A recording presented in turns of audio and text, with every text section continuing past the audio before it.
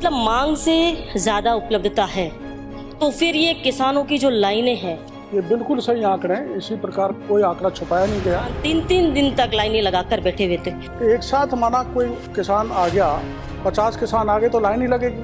कि उपलब्ध तो अच्छा हो रहा है, लेकिन बीच में है कौन जो इस खाद को रोके हुए है? और कोई बीच में है ही नहीं। बीच में रोकने वाला कौन है और उसके खिलाफ क्या कार्रवाई करेंगे? ये शिकायत हो सकती है कि हल्की फुल्की कहीं कालाबाजारी हो, लाइन लगने की हो, तो उनको हमने बड़ा सुदृढ़ किया है। और सस्पेंड अगर कर दिया तो फिर बहाल क्यों किया? और जब संतुष्टपूर्ण जवाब आ गया तो बहाल कर दिया। प्रदेश में किसानों को समय पर खाद बीज का वितरण नहीं किया जा रहा, तो इसमें उत्तर आया है जी नहीं।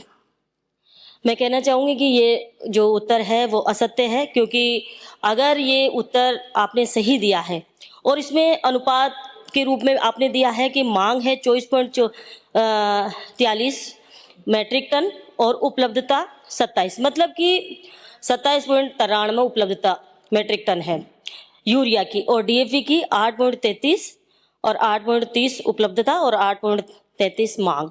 तो इसका मतलब मांग से ज्यादा उपलब्धता है, तो फिर ये किसानों की जो लाइनें हैं वो दुकानों के बाहर हम सब ने देखा। गेहूं और सरसों की जब फसल बोई गई उस समय किसानों को खाद मिलना इतना मुश्किल हो रहा था कि किसान 3-3 दिन तक लाइनें लगाकर बैठे हुए थे। तो ये कारण क्या है कि आप जो आंकड़ा दे रहे हैं वो आंकड़ा तो बिल्कुल सही है कि उपलब्ध तो अच्छा हो रहा है, लेकिन बीच में है कौन जो इस खाद को रोके हुए है? और वो जो रोके हुए खाद को है उसके खिलाफ आपने अब तक क्या कार्रवाई की? और उन चोरों को बार बार हटाने और फिर वापस बहाल करने का कारण क्या है? मंत्री महोदय बताएं कि ये बीच में रोकने वाला कौन है और उसके खिलाफ क्या कार्रवाई करेंगे? माननीय मंत्री जी देखो ऐसा है, सुनिए। जो आंकड़े माननीय विधायक महोदय ने रखे हैं, डिमांड और सप्लाई, ये बिल्कुल सही आंकड़े हैं। इसी प्रकार कोई आंकड़ा छुपाया नहीं गया। और 3 लाख मेट्रिक टन खाद हमने एक्स्ट्रा यूरिया सप्लाई किया है अब की बार। ऐसे ही डीएपी किया है, ऐसे यूरिया किया है। तो डिमांड है, डिमांड से ज्यादा। 2 मिनट, डिमांड तो आने दो, डिमांड से तो ज्यादा। सुनो। और जो माननीय सदस्य ने कहा था कि लाइन लगी, तो एक साथ माना कोई किसान आ गया, 50 किसान आ गए तो लाइन ही लगेगी। तो उनको लाइन हमने उनमें रखा था, पर्ची देते थे खाद आने से एक दिन पहले।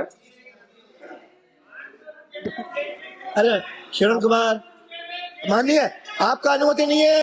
माननीय हरिमोहन जी अंकित नहीं, माननीय हरिमोहन जी ये तरीका ठीक नहीं है।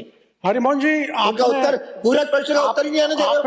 मैं ये कह रहा हूँ कि जो भी खाद डिस्ट्रीब्यूट किया है वो जितना आया, डिमांड हमने की भारत सरकार से, उससे भी ज्यादा आया और हम लोग इसको वितरण किया। हाँ, ये शिकायत हो सकती है कि हल्की फुल्की कहीं कालाबाजारी हो, लाइन लगने की हो, तो उनको हमने बड़ा सुदृढ़ किया है। किसी प्रकार की जो है अनियमितता खाद वितरण में नहीं हुई और कोई बीच में है ही नहीं। भारत सरकार भेजती है, हम वितरण की व्यवस्था करते हैं और कंपनी जो है, जो पैनल्ड है, जो जिनको टेंडर मिले हुए हैं, वो कंपनी रैक से खाद को ले जाती है। तो बीच में कोई गड़बड़ घोटाले की संभावना ही नहीं। अगला पूरा आप नहीं, आप आ जाओ। माननीय हरिमोहन जी, मैं तीसरी बार माननीय अध्यक्ष महोदय, आधा पूरा प्रश्न इनको पूछने दो। माननीय अध्यक्ष महोदय, माननीय मंत्री महोदय पूरा से, प्रश्न जिसका आप प्रश्न लगा देना अगली बार। माननीय अध्यक्ष महोदय, मैं पूछना चाहूंगी माननीय मंत्री महोदय से कि मैं और मंत्री महोदय एक ही जिले से हैं और उस जिले में हमने अखबारों में भी देखा, वीडियो में भी देखा, लाइनें लगी हुई थी और माननीय मंत्री महोदय ने कई सारे जो डीलर हैं उनको सस्पेंड भी किया। लेकिन सस्पेंड अगर कहीं गड़बड़ी थी नहीं तो सस्पेंड क्यों किया? और सस्पेंड अगर कर दिया तो फिर बहाल क्यों किया? इसका जवाब दें। ऐसा है, जिसे माननीय स्पीकर साहब, कहीं शिकायत मिली कि फलाना डीलर, सब डीलर गड़बड़ कर रहा है वितरण में, या तो कोई फेवर कर रहा है, या ज्यादा लंबी भीड़ है, या किसी कारण से कमी आ गई, टाइम पे सप्लाई नहीं हुई और उसने लापरवाही बरती, तो लापरवाही के कारण हमने उनको सस्पेंड कर दिया। और जब संतुष्टपूर्ण जवाब आ गया तो बहाल कर दिया। हमने मैं कहना चाहूंगा आपको, हमने इन लापरवाहियों को लेकर इतने मुकदमे दर्ज कराए हैं, इतनी जांचें की हैं जो पिछले राज में कभी नहीं। मैं पिछले राज पे नहीं ले जाना चाहता, लेकिन क्वालिटी कंट्रोल को लेकर मैं आपको एक आंकड़ा रखना चाहूंगा। हमारा फर्टिलाइजर में पहली बार, पिछली सरकार के आंकड़े नहीं बताऊंगा, इनको पतंगे लगेंगे तो कहेंगे हमने कुछ नहीं किया। आप क्यों, FIR फर्टिलाइजर में 107 हुई है, अब तक इतनी कहीं नहीं हुई।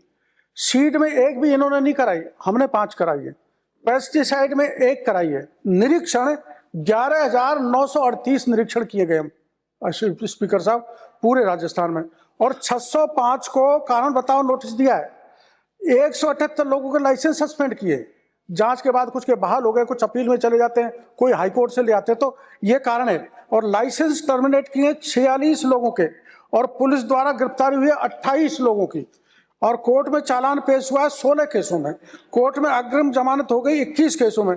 अब तक सील्ड उर्वरक निर्माण फैक्ट्री हैं 27 जिनके सील लगे हुए, बिल्कुल चस्पा ठोक रखा है। इसलिए किसी प्रकार का फेवर, ना राजनीतिक दबाव, और जैसे आमतौर पर पिछले राज में लेन देन करके कर देते थे, वैसे हमारे राज्य में संभव नहीं।